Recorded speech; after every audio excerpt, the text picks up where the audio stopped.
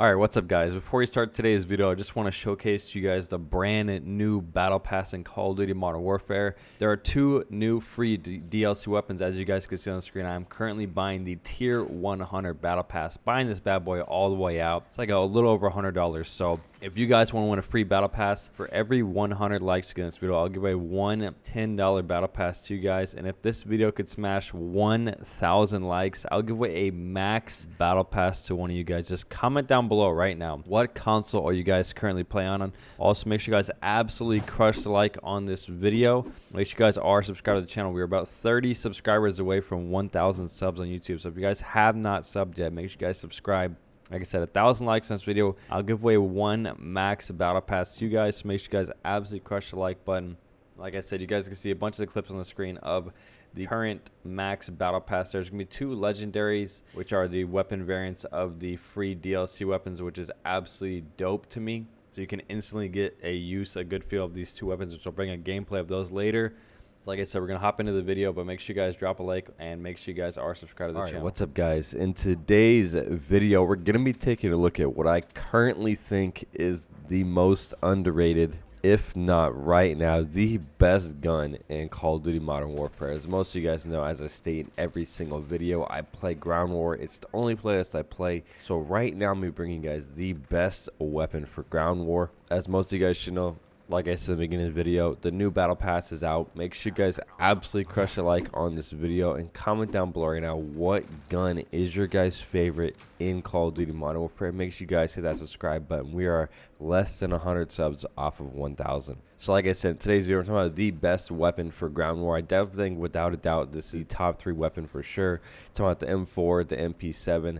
Then this is going to be right there, the PKM LMG. So first off, I'm going to talk about the positives. I'm going to talk about the negatives. Then I'm going to talk about a bunch of the testing I did with a bunch of the different attachments. Basically breaking down for you guys what I recommend running as well as what I don't recommend running based on what I tried with this weapon. So first off, the positives about this gun: it has a very high damage, it has a extremely long range. So those two things put together in Ground War, this gun is going to be a 3 to 4 shot kill at every single range on the map.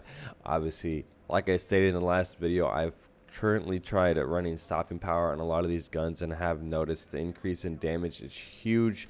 I've noticed I've been 3-shotting people across the map with this weapon at extremely long distances. So I highly recommend running stopping power with this class setup as well.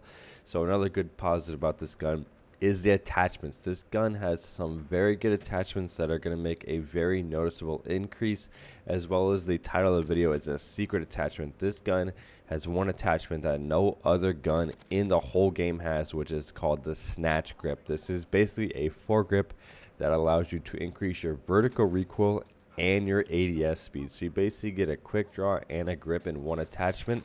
It is the only gun that has this available for it, which is one of the reasons why this gun is extremely good, because that alone is going to give you an advantage over any other gun in the game, because it improves two things at once. The gun does have a very predictive recoil. It only does kick a lot when you're holding down the trigger. In my testing, I have found that basically anything from 1 to 49 bullets, the gun is going to have a decent recoil pattern. Anything after holding the trigger down above 50 bullets, your gun is going to be kicking straight to the sky. So a lot of times you're getting 1, 2, 3 kills with, between 20 to 30 bullets. Your gun is going to have a very good recoil pattern.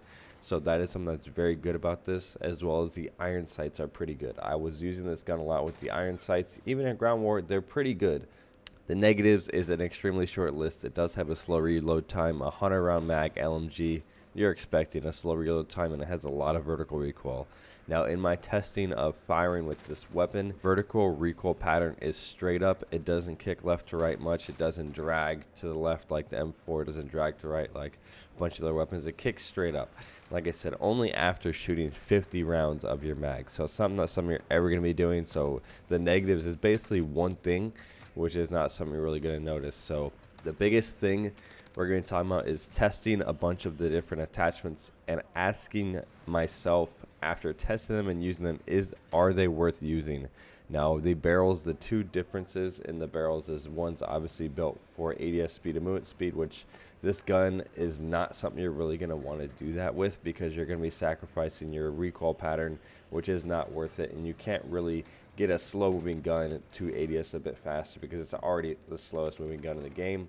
So you're going to be looking at the extended barrel and the heavy barrel, which is going to increase your damage range, your bullet velocity, as well as your damage. And the difference between the extended and the heavy is the extended barrel supposedly improves your recoil in exchange for worse movement speed. The heavy barrel just doesn't improve your recoil, and you don't get a worse movement speed. So my testing of trying out the differences to see whether or not the extended barrel did really improve my recoil, it is not anything I noticed at all. So to get an improvement in recoil, which is not noticeable, in exchange to get a worse movement speed on the slowest moving gun in the game, I do not recommend using the extended barrel. I 100% recommend the heavy barrel. It's going to be the best barrel attachment. Then the next thing we're going to be taking a look at is the granulated grip tape and the rubberized grip tape. So the rubberized grip tape is supposed to help control your recoil, which, like I stated in the beginning, this gun has a directly vertical kick. So the recoil control will be something that directly affects it. I tested it. I didn't notice any difference. As far as the granulated grip tape is only going to improve your first shot accuracy and your aim walking steadiness, which with this gun, you don't really need a better first shot accuracy. It's already got a pretty good one. In your aim walking steadiness, you don't walk at all with this weapon. So definitely don't recommend either of those. The stipple grip is going to be what's best. You're going to get an ADS speed and a sprint to fire speed. Obviously, anything that's going to improve the ADS speed of this is always recommended, so I guarantee to use the stippled grip tape. Now, talking about the stock attachments, there's 3 attachments that are basically useless. They don't make any improvable notice in your weapon, but the no stock attachment is going to improve your movement speed and your ADS speed at the cost of getting a worse aiming stability and a worse recoil. So I did test. This is one of the few weapons I did a bunch of testing on because I recommend no stock on pretty much every other weapon in the game besides this one. And in my testing, I do want to tell you that the recoil pattern is significantly worse. Like, we're talking about like 2 times more recoil. So in your first 10 bullets, they're going to kick about twice as much as it would for 20 bullets of a regular no stock attachment. So shoot a wall, you're going to get 20 bullets that are going to be able to hit a target versus 10 with the no stock. So the recoil is really, really bad in exchange to get a faster ADS speed, which is noticeable, and a little bit faster movement speed, which is again noticeable. But talking about small percentages, so in order to get a small percentage increase with a massive percentage decrease, I highly don't recommend using the no stock attachment. Obviously, like I said, it's a ground war weapon. You're not going to be moving around a lot. You're going to be sitting in windows, getting long range kills a lot. The negatives, in my opinion, extremely outweigh the positives, so I do not recommend the no stock attachment. It is definitely something you're going to notice, definitely something that's going to make it harder for you to get those kills at range with a worse recoil pattern. So taking a look at all of the attachments, most of you guys know I usually don't run anything ammo-wise because it's going to make my movement speed and my ADS speed worse. With this weapon, you already have a pretty bad ADS and you already have a slow movement speed, and I don't want anything that's going to make my movement speed worse. So what attachments we're going to be looking at is obviously the heavy barrel, the snatch grip, the stipple grip tape. Those are the 3 attachments I 100% recommend on every single class. As far as the muzzles, there's nothing I really recommend. The compensator is going to make your ADS speed and your accuracy a little bit less in exchange for a little bit less recoil. Not something you're really going to notice. So the one perk that I highly recommend 100% is going to be Recon. It's basically marksman from MW3. It allows the enemy nameplate range to be extended, which in this map, in this game, you're going to be using this for purely long range kills. I've noticed this helps out a lot. If you're hiding behind a wall or you're sitting behind rocks in the open field, I've done a few times on the farm map, I've noticed I'm able to see enemies across the entire map, which is allowing me to kill them without them even knowing I can see them. So I recommend Recon, either that or running sleight of hand. Most of you guys know sleight of hand is going to help you reload fast. So the big negative about this weapon is the reload speed. And then the next thing I was running, which I was trying out, is the mini reflex. Definitely recommend running the red dot. It's going to allow your aim to be better. This gun's a pretty big LMG, blocking a lot of your screen, which you're not going to be able to see that well. So putting a red dot on there is going to allow that field of vision to be a little bit better. So those are the 2 attachments I'm going to recommend in specific for ground wars. So hopefully you guys enjoyed today's video. Make sure you guys absolutely crush the like on this video. Season 1 has officially started. It is here. I'm going to be grinding out as many videos as possible for you guys, offering a bunch of tips and tricks for you guys to get better at Call of Duty Modern Warfare. So make sure you guys hit that subscribe button.